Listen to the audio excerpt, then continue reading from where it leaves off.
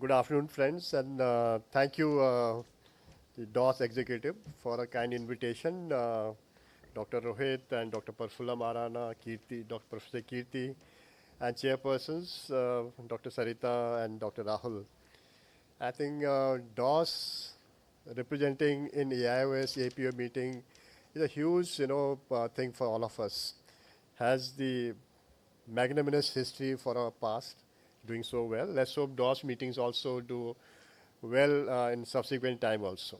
And both Rohit and Prafulla has to do a lot of work to have good meeting happening, which is going to happen very soon. I think after Dr. Mahipal talked about the complications, management of refractive procedure on the cornea, I'm going to take you through the cataract surgery, which is required to be done in a post-refractive surgery eyes, and definitely it gives you some sort of challenges to perform better, and do it in such a manner that patient's outcome improve. If you see the entire journey, evolution of refractive procedures, the lasers which have been applied to cornea, or the lenticular-based surgeries, right from the early 1900 to now 2024-25, nothing has changed except for the incisional refractive surgery on a cornea have become past. But we still see those cases, and they are the most challenging cases for not only for performing cataract but giving the best outcome of these patients also. So these are various procedure, various percentage of complication we can see. But today I am concerned for you is a cataract which happens in these cases. And it is not very significant number of patients will have cataract in an initial phase. Once they cross 40 years of age, then they definitely have cataract formation, especially high myopic patients where nuclear sclerosis may be a challenge in these cases also. For any cataract surgery, you need to do a good analysis for these patients. I would understand specular microscopy is must be done for all these cases. Assessment of a fellow eye is also important. Look for any other associated problems which may be challenging for cataract surgery, like intumescent cataract, hard cataract, small pupil, other associated problems. But most importantly, look for a corneal health. That is the wavefront analysis of cornea to rule out irregular astigmatism. Higher order aberration has to be seen in these cases also, because that is the one area which cannot be corrected by cataract surgery. So if that is so, then things become difficult. So let me take you to a few of my cases where I can explain how effectively we have done surgery for these cases. So this young lady was undergone radial keratotomy almost 25 years ago when she was hardly 26 or so, and presented with a diminution vision and cataract in the right eye.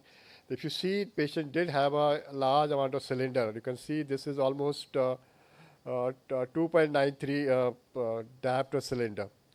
And should we put toric or not, that's a consideration. If you see all patient RK, the first question will come, why premium IOL? Do you think that's going to work or not?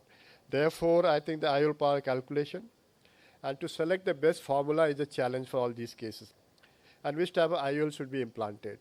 And third is important, that's the most important part, is the counseling for these patients.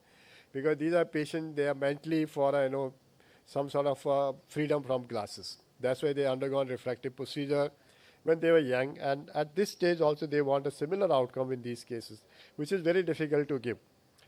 So this is what we have done for this patient.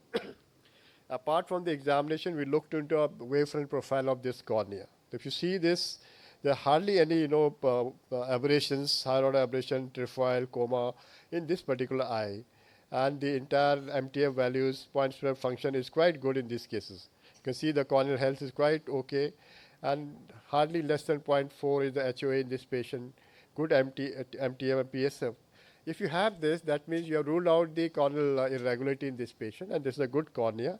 Therefore, you might have to give them a brighter option of correcting this high cylinder and good outcome.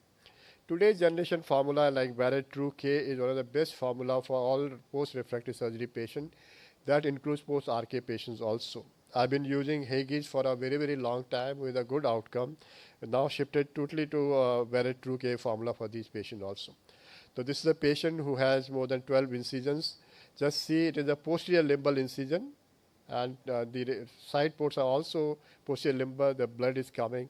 And that is important because some of the arc incision may be, trans limbus also, and they are almost 90 to 96% depth.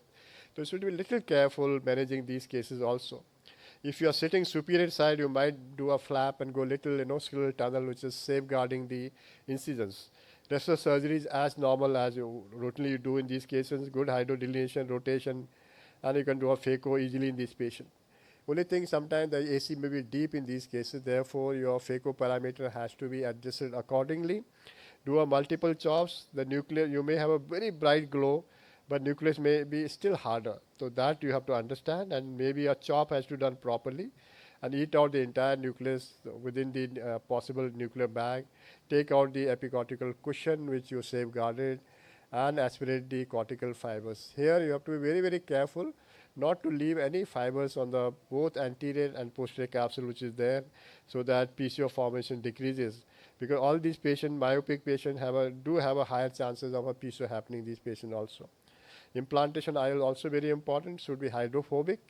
If possible, a lens which has a stability in terms of toric lens. This is the Technics 2 variety of toric IOL, which has the quite a significant stability intraoperatively in a posterior period also, compared to Technics 1 design and other lenses. And towards the end, this I'm hydrating here, but better is to put a suture here, which I'll do here, because if you hydrate too much, you can split the arc incisions. So main wound should always be sutured, and the analysis should be done 1 week post-op. If needed, you can remove the suture, and you can see what's the vision in this patient. You can see clear cornea, good glow, and 6/9 vision day 1. And I remove suture in these cases after 7 days to 10 days. The second is phakic IOLs, but these are patients who are actually high myopes, and they have a high chances of a cataract formation. We have taken the series of cases with a femtosecond laser application in these patients with the advantage of a closed chamber technique without disruption of pupil size, because if you take out the ICL first, sometimes pupil constricts and things become difficult.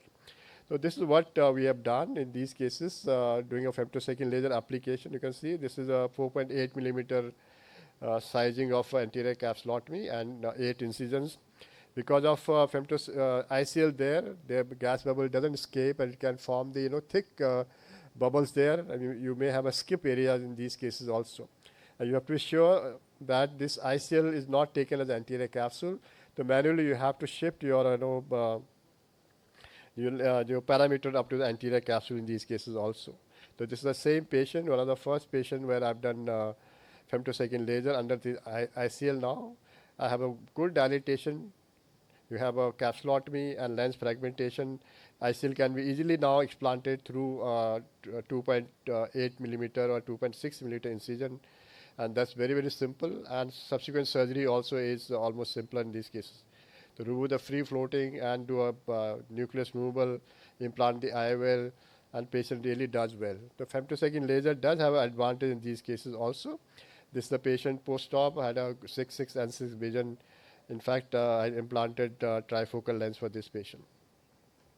This is another group of patient. I should do a lot of very sized lenses in early 2000. This patient had a multiple, disinclination. I had to do multiple surgeries. You can see the superior side is still one suture is there. Entire limbal stem cell deficiency there. You can see conjunctivalization. You can see AC depth is quite good. Now I can use this superior area to take out this lens, which is 6 millimeter. So I have to do a small incision surgery first, then take out the this very sized lens. The idea is to disinclinate the area where I'm going to do phaco from here. And this you can see a space from anterior capsule to the lens. So I'm just detaching this area and shift this lens towards the inferior side for a manipulation. Because of multiple attacks of uveitis, the pupil has constricted, so we have to enlarge the pupillary size. I've used multiple hooks. Normally I use 6 hooks to have a very nice, gentle stretch of pupil hexagonal shape. Then stain the anterior capsule and do a subsequent procedure. I've done a rexus now. And now once rexus is done, I'll complete my phaco procedure now. Hydrodelineation has been done. Entire thing is done. I'll show that this particular lens, because it is fixed here, doesn't really move during the Phaco procedure and doesn't hit the endothelium. And that is the beauty of this one-sided inclination and shifting the lens. In fact, this is protecting the fluid wave to go towards the endothelial side. So this is a very good concept of doing small incision phacosurgery. You can see the space from endothelium to this very sized lens is quite significant, not getting towards the endothelium at all. So you can do a surgery now after completion of this. This is a high myopic patient. I'm putting the expand series of lens inside. So once I implant this lens, then I'll disenclavate this and take out the lens after enlarging the incision to a 5.5 millimeter. So effectively, I use this one site incision for doing both the procedure, Phaco, as well as for taking out this very sized lens effectively without causing a disruption, damaging this area which is already damaged by multiple surgeries. The outcome is quite good. To summarize, all cases of refractive surgery are challenging. As I said, counseling should be a primary importance for us. The pre-surgery counseling will decrease the post-surgery counseling, time for you, and do a good surgical technique. If you have femtosecond laser, use that for your advantage. Always look for a corneal topography and wavefront assessment of cornea. Then choose the IOL as such, which corrects the entire area.